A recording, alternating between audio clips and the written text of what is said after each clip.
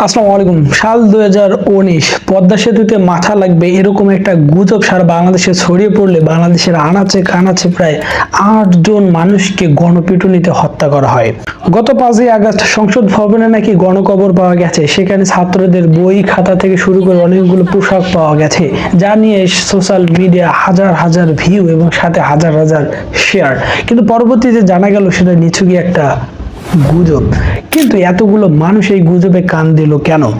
এরপরেই জানা গেল যে ভারতের র নাকি সারা বাংলাদেশ দখল করে নিতে তৎপর হয়ে উঠেছে, যেটা গোটা বাংলাদেশের মানুষকে বিচলিত করে তোলে। পরবর্তীতে জানা গেল সেটাও কিন্তু গুজব।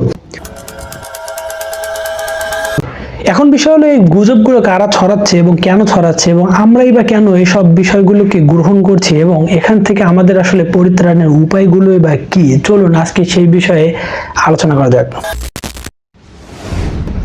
সমাজবিজ্ঞানের ভাষায় গুজব বলতে বোঝায় কোন একটা ঘটনার প্রেক্ষিতে একটা বিবৃতি দিলেন যা কখনোই সত্যতা প্রমাণিত হবে না, এবং সেই ঘটনাটা অল্প সময় বা নিশ্চিতভাবে সত্যতা জ্ঞাপন করা সম্ভব নয়।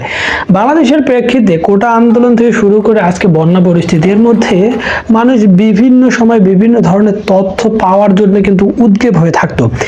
এই পরিস্থিতিতে এসে কিছু স্বার্থমহল যারা ভিউ এবং টিআরপি বৃদ্ধির আশায় কিন্তু বিভিন্ন ধরনের গুজব এবং প্রোপাগান্ডা ছড়িয়েছে, যেটা আমরা কোটা আন্দোলনেও দেখতে পারি এবং পরবর্তী এখন বন্যার মধ্যেও দেখতে পাচ্ছি।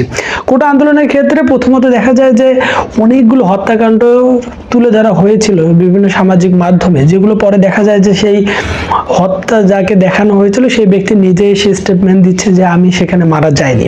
বন্যার ক্ষেত্রে দেখা যাচ্ছে বিভিন্ন ধরনের ফুটেজ বা ক্লিপ যেগুলো আমাদের ইমোশনকে নাড়িয়ে দিচ্ছে, কিন্তু সেটা কিন্তু এআই দিয়ে এবং বা বিভিন্ন ক্ষেত্রে ঘটনা থেকে।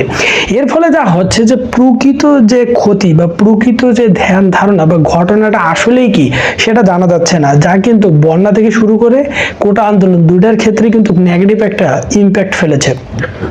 এখন প্রশ্ন হলো মানুষ এই গুজবগুলো কেন গ্রহণ করছে? এর প্রথম কারণ হলো মানুষ বেশিরভাগই সোশ্যাল মিডিয়া কেন্দ্রিক এবং সোশ্যাল মিডিয়ার বিষয়গুলোকে তারা বিশ্বাস করে নিচ্ছে। এর পেছনে অবশ্য অনেকগুলো কারণ দাঁড় করানো যায়। এর মধ্যে প্রধান কারণ হিসেবে বলা যায় যে বাংলাদেশের যে নিউজ মিডিয়াগুলো রয়েছে তারা কিছুটা রাজনৈতিক প্রভাবে চলে গেছে, যেটা আমরা দেখেছি বিগত সরকারের আমলেও কিন্তু এরকম রাজনৈতিক প্রভাবের কারণে তারা বিভিন্ন ধরনের সঠিক নিউজগুলো দিতে পারেনি, যেটা এখন প্রকাশিত হচ্ছে। যার প্রেক্ষিতে দেখা গেছে ঠিক সেই সময় থেকেই মানুষ কিন্তু সেই নিউজগুলোই বিশ্বাস করা ছেড়ে দিছে, যার ফলে কিন্তু সোশ্যাল মিডিয়া আসে।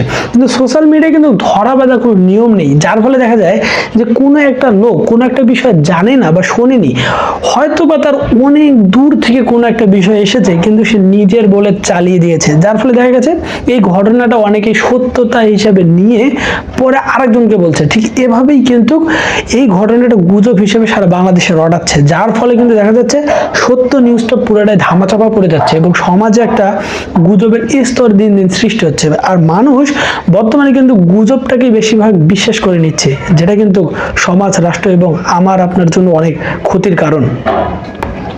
গুজব কতটা ভয়ঙ্কর হতে পারে সেটা কিন্তু আমরা যখন বাংলাদেশ দ্বিতীয়বারের মতো স্বাধীন করলাম তখনও দেখেছি যে ধর্মীয় একটা বিষয়কে নিয়ে আমাদের পার্শ্ববর্তী দেশ তাদের চ্যানেলে বিভিন্ন ধরনের নিউজ পাবলিশ করে, যেটা কিন্তু সার্বভৌমত্বের উপর একটা হামলার মতো মনে হয়েছিল সেই সময়, যে তার ধর্ম নিয়ে একটা বাড়াবাড়ি পজিশনে চলে যাচ্ছে। এখন গুরুত্বপূর্ণ বিষয় হলো আমাদের এই গুজবগুলো থেকে বের হয়ে আসতে হবে, কারণ আমাদের দেশ এখন উন্নতির দিকে যাবে। সেই উন্নতির দিকে যেতে হলে আমাদের এই গুজবটা একটা বড় বাধা, কারণ বর্তমান জেনারেশন জেনজি অনেকটাই সোশ্যাল মিডিয়া কেন্দ্রিক, যার ফলে দেখা যাবে ছোট্ট একটা ক্লিপ ভিডিও আমাদের দিয়ে দিল যেটা একটা গুজব, কিন্তু আমরা সবাই বিশ্বাস করিনি, সেই দিকে চলে গেলাম, যেটা আমাদের জন্য এবং দেশের জন্য খুবই ক্ষতি বয়ে নিয়ে আসতে পারে। এজন্য যা করতে হবে সেটা হলো সচেতনতা বৃদ্ধি করা। বিভিন্ন ধরনের এখন সাইট বের হয়েছে এবং বিভিন্ন ধরনের সোশ্যাল মিডিয়া প্ল্যাটফর্মও বের হয়েছে, যেখান থেকে সত্য নিউজ আপনারা জানতে পারেন।